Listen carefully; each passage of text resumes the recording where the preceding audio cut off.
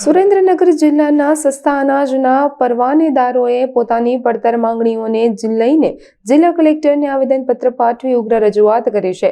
પરવાનેદારોનો આક્ષેપ છે કે સૌરાષ્ટ્ર ગ્રામીણ બેંકનો IFSC કોડ બદલાવાના કારણે છેલ્લા 6 મહિનાથી તેમનું કમિશન અને રિફંડ અટકાયેલું છે, જેના કારણે આર્થિક મુશ્કેલીઓ વધી છે. દુકાનદારોએ સરકાર દ્વારા ટુકડે અપાતા કમિશનના બદલે દર મહિને નિયમિત અને એક સાથે કમિશન ચૂકવવાની માંગણી કરી છે.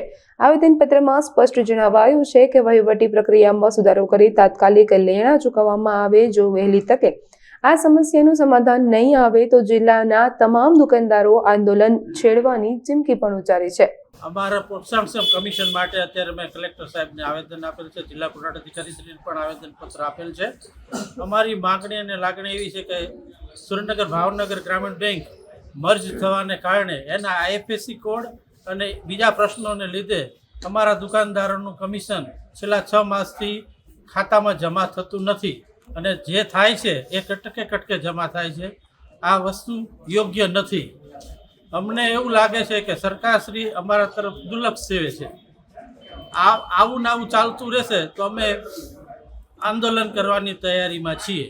આજે મારા સુરેન્દ્રનગરના સાથી મિત્રોને લઈ અને કલેક્ટરશ્રીને આવેદનપત્ર આપેલ છે. છેલ્લા ઘણા સમયથી એટલે 4 માસથી અમારા દુકાનદારોને મળવા પાત્ર મહેનતનું કમિશન જે અમારો હક છે એને નિયમિત રીતે ચૂકવાતું નથી. ચૂકવાય છે તો તૂટક થોડું આ પડે મહિનામાં 5 વખત કમિશન પડે. ખરેખર એ કમિશન દુકાનદારને પોતાના વાપરવા માટે કે પોતાના ધંધાના રોકાણ માટે યોગ્ય રીતે વાપરી શકતા નથી. સરકારની આ સિસ્ટમ ખરેખર અચરજ પ્રમાણે એવી છે.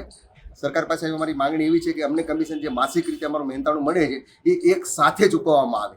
ગુજરાત સરકારનું કમિશન અમને મળે છે પણ કેન્દ્ર સરકારનું રેગ્યુલર જે સ્પર્શ દ્વારા મળવું જોઈએ એ અમને છેલ્લા 5-6 માસથી રેગ્યુલર મળતું નથી. સરકાર અમારી સાથે આટલી કેમ બેદરકારી રાખે છે અમને એનો બહુ ઓલું લાગે છે. પણ હવે સરકારને વિનંતી કરીએ છીએ કે યોગ્ય રીતે અમને ટૂંક સમયમાં મારું કમિશન પૂરતું પોષણક્ષમ આવક રીતે મળી રહે એ રીતેની વ્યવસ્થા ગોઠવે.